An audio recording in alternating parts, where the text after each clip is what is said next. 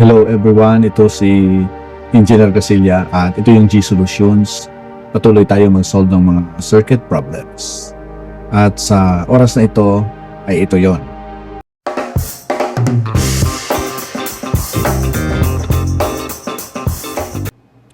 Sabi dito, given the applied voltages and the resulting steady state currents of series two pure elements. So may dalawang elements na naka-series dyan. So, hanapin natin yung elements that comprise the circuits. So, ito letter A, yan yung ano natin, yung voltage. Ito naman yung current sa letter A. Sa letter B, ito yung voltage natin, as well as the currents and so on and so forth. Now, sa pag-solve natin ngayon, ipapakita ko sa inyo yung mga iba't ibang uri na pag-solve nito. Sa letter A muna tayo. So, yung sa letter A, yung gagawin natin, di ba yung ating impedance, ito ay dahil sa voltage, divided by the current. And dito sa letter A natin, makikita mo na ito yung VM natin, yung maximum voltage. At ito rin yung maximum na current. So, pwede nating direkta na i-substitute yan dito. Okay. Divided by 25. Okay. So, meron tayong Z. Yung result nito ay 18 ohm. Yung format natin sa polar form, since na phasor ito, polar form is Z cis of theta. So, therefore, pwede nating gamitin yung 18 na yan. Yan na yung magiging Z natin. Yan yung impedance natin. So, 18. Okay. So, ano yung magiging angle natin? Diba, since na voltage yan at saka current, yung theta ng voltage, okay, sinisubtract natin sa theta ng current. Kasi yung hinahanap natin dyan is angle displacement. Ano yung distance ng voltage waveform sa current waveform. So dito, kopyan ulit natin yung 18, okay, cis, angle. So yung theta B natin, so kung mapapansin mo, dito, ito yung theta B natin, 40 degree. At saka yung sa current naman, dito ay negative 40 degree. So yun yung ilagay natin dito, 40 degree minus negative 40 degree is equals to 18 cis or angle, 40 minus 40, yan ay 80 degree. So yun na yung impedance natin. Ilagay natin to sa right triangle na representation ng natin ng phasor form. Yan. So, ito yung right triangle natin. At makikita natin na ito yung 18 natin. Ito yung Z. At may nakuha na rin natin yung angle. At ito yung angle niya. Ang angle niya ay 80 degree. So, anong wala dito? Yung R. So, yung R, na yun yung hinahanap natin. At saka yung reactance.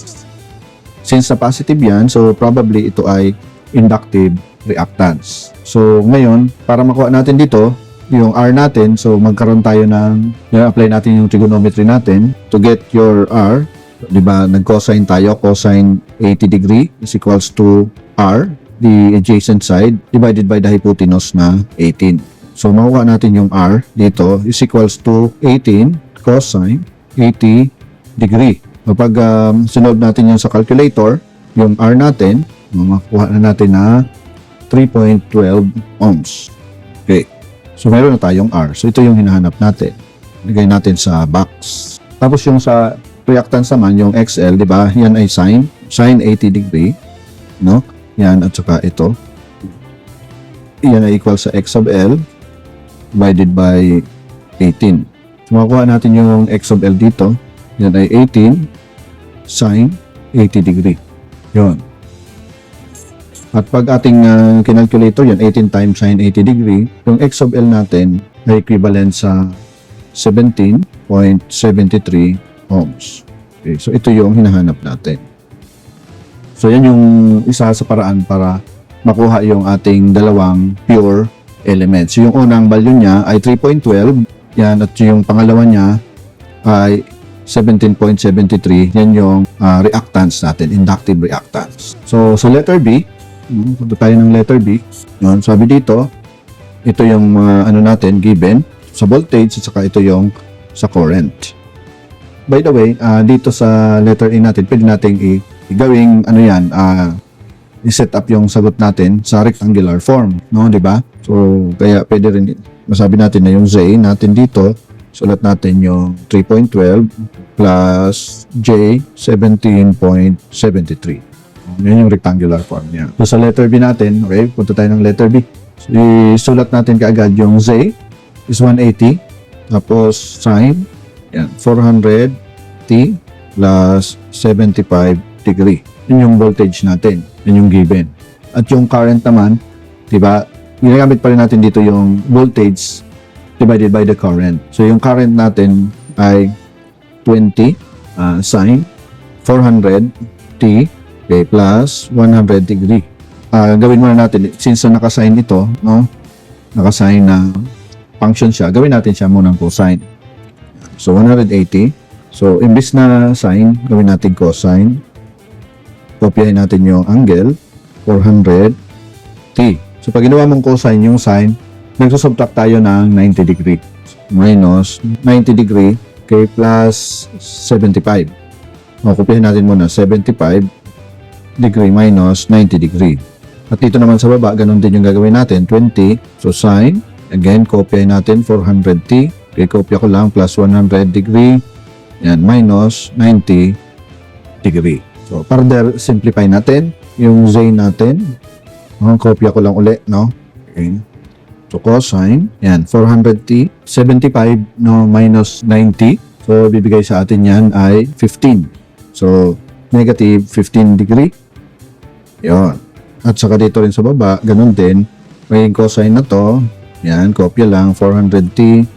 So, 100 minus 90 plus 10 degree. So, kinosine natin yan para ma-transform natin siya sa impedance, no? Na in polar form. Okay? So, ito ay 180 cis of, yung angle dito ay negative 15 divided by 20. Yung angle dito ay 10 degree. So, 180 divided by 20. Yan. So, 9 yung ibibigay sa atin dyan. Apply natin yung pag-solve ng angle na nito. Ay, pag tinas natin yung 10 sa taas sa numerator, lipat natin dito sa numerator, yan. Yan ay magiging negative. So, ito ay negative 25 na. So, yun yung ano natin, yung result niyan. So, para makuha natin yung hinahanap na pure elements, okay. So, yung format natin, no, na Z cis of theta, yan, 9 cis of negative 25. Actually, ano to? 9, ano to actually? 9 cosine. Yung cis na yan is cosine, ay sine. So, 9 cosine 25 degree plus J, 9, to ay sine. Yun. 8.16.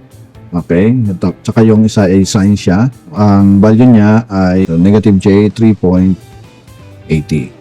So, ito na yung format niya. So, ito yung resistance at ito yung reactance. Kaya yung sagot natin, pwede natin sabihin na yung R natin is 8.16 ohms. Okay. Yan yung isang element dyan.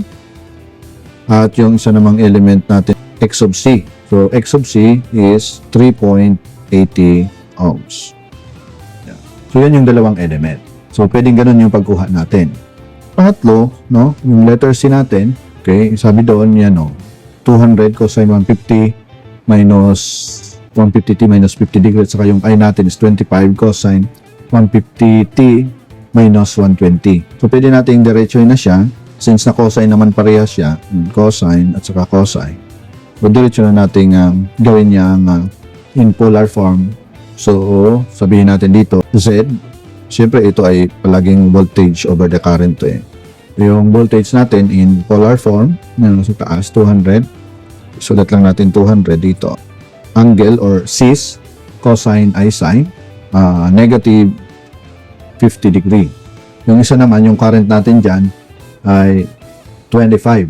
Cosine ay sine, or cis, negative 120. Okay, so, is equals, siyempre 200 divided by 25, 8 ang result.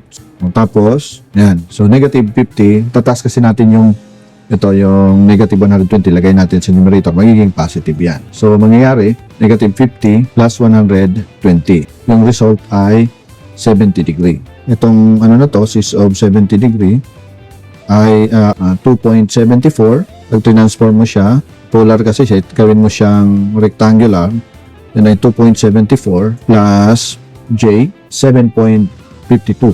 Kaya, yung R natin ay yun na ilagay niyan. So, yung R natin dito ay 2.74 ohms. So, ito yung ating ibobox. Yan yung element na hinahanap natin. Itong isa naman ay X of L. Inductive element siya. So, inductive reactance niya ay 7.52 ohms. Inductive siya kasi positive siya. So, ito rin yung hinahanap natin. Yun. So, ganun lang yung pag-solve ng problem na ganito. No? Napakuha sa inyo yung elements that complete the circuit. Okay, so maraming salamat sa iyong panonood sa video ito. Nawa nakatulong ito sa pag-aaral mo ng circuit analysis. Pwede kang mag-subscribe kung hindi ka pa nakakapag-subscribe at mag-comment ka dyan sa comment section. Maraming salamat at God bless you.